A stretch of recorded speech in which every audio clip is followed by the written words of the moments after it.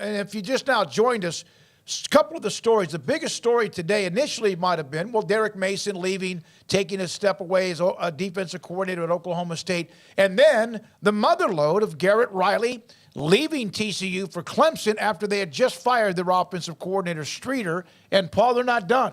No, they've brought back Jeff Scott. Max Olson mentioned, that's who he thought maybe would be the offensive coordinator. Jeff Scott is going to, and he's a Clemson dude through and through. And he was the offensive coordinator before he went to USF.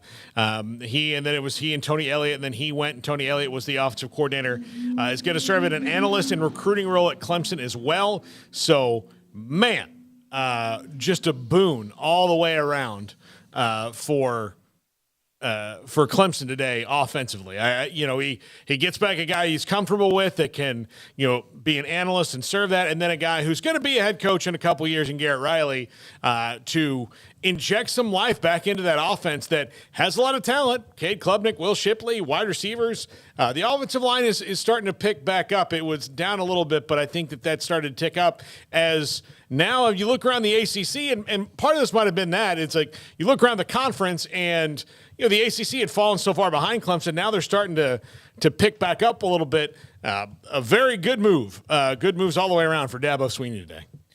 Yeah, I think that you just wanted to see, at the very least, maybe Jeff Scott come back if you're a Clemson fan. I don't know. It probably depends on who you ask exactly. But if you said that he was probably coming back in light of the Streeter news, I think you'd probably have gotten some good response to that. But to get him as a double whammy along with Garrett Riley and to know that Garrett Riley's actually going to be the OC, but you still got him back, it's a good little, twofer on a Thursday for Dabo Swinney. So now that that's all sorted out, you can let the hype and what have you and other moves that need to be made begin. But I think that Clemson and Dabo certainly had themselves a big day, and a lot of headlines coming out of this for them. And now they'll have a little bit of momentum to play with. But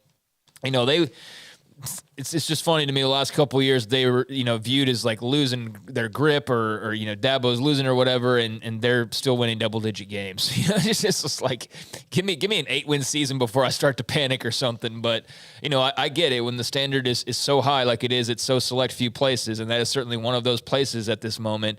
That it's anything less than perfection or a 1 or 2 loss seasons. The sky is falling, but I think Dabo, swung back, as I said earlier, with a big homer to, kind of alleviate some of that stress that, maybe people were feeling about the coaching staff and just too much of the same thing and too many of the same ideas and all of that was discussed. So, big move. You can almost, sometimes, no matter how successful, and remember, Clemson had not won a national title since 1980, I think it was, 80 or 81, when they beat Nebraska in an Orange Bowl.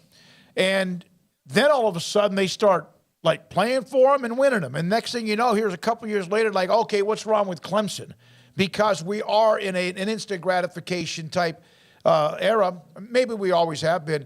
And that's a hell of a move today. And that'll calm the waters a little bit. I'll kind of get back with that guy a friend of ours that watches the show, who's a huge Dabo guy, helps him, in fact, advises him on some things about the hiring of what he did today. Go ahead. Yeah, and look, I said before, I thought that, they're just kind of spinning their wheels, Clemson was, but it doesn't appear that way anymore. There's successful businesses. I'll use the example of Domino's. Remember Domino's a few years ago just came out and said, listen, we know that for the last decade or so, our pizza's been total crap.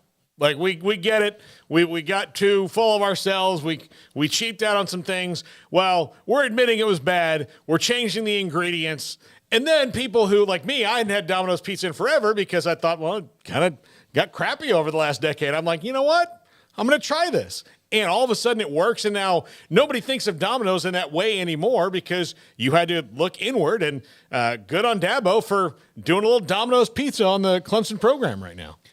Yeah, and they're not the only team involved, obviously. Yeah. TCU loses their offensive coordinator. Yeah. But I don't think that, when you have Sonny Dykes as your head coach, that you're feeling like the sky is falling offensively. So, that's the saving grace if you're TCU. It's been a hell of a week. Max Duggan did win the Earl Campbell Award last night, so that was nice after what was a rough couple of days for him following Monday. But then, to turn right around and the guy who helped, steer the ship offensively for the Frogs is leaving. But Sonny Dykes had a hand in that too. And if, it'd be one thing if it was like Gillespie leaving. I'd be like, well, how are they going to – is he going to strike gold twice? Is there another, badass defensive coordinator out there that he's going to go be able to scoop up and just replace Gillespie with? But, replacing Riley will be a much easier workaround for Sonny Dykes than had it been on the other side of the football. But it's a loss, though. I mean, don't get me wrong. It's a loss given the way that they played on offense this year and, the way that Duggan stepped in so admirably. Losing Duggan, losing Riley, losing Travius Hodges-Tomlinson. Like, I know they've already hit up the portal and all that, but, the way that they were able to get by, the skin of their teeth in a lot of games this year, as we saw with Baylor, for example, and as we saw with, various teams, you're 5-1 or you're 4-2 in one-score games or whatever, and the next year you very well could be 1-5 or 2-4, and that just swings things wildly. So TCU, this is going to be a really, really interesting offseason. You know what? Clemson's had 12 consecutive years of 10 or more wins. Oh, I'm well aware. Yeah, been pretty good. Did I say that loud enough? I'm well aware. I know. Dabo Swinney took over in 2008. I think he was an interim and lost a bowl game to Nebraska back when that was possible. But he's had 12 consecutive years of 10 wins or more. He's won a couple of national titles, played in yet, I think, another one. And this was a program that had success but had not won a national title. It was 81 season. And we're acting like time is passing him by. No, I mean, look, sometimes you can just get kind of too, again, in the forest, right? You can't see the forest or the trees or whatever. And it kind of felt like the last couple of years he was in danger of really doing that because, remember how Texas or, was kind of rolling along at 05, right? And to 09. Then all of a sudden, everybody around you start looking like, oh, my God, Baylor's good. Oh, did A&M get better all of a sudden? Oklahoma was always there. Oh, Tech had a little kick up under Mike Leach. Well, if you're good for a long enough time, then everybody starts focusing on you. So finally, your rivals start looking around and going, okay, we got to go at Clemson.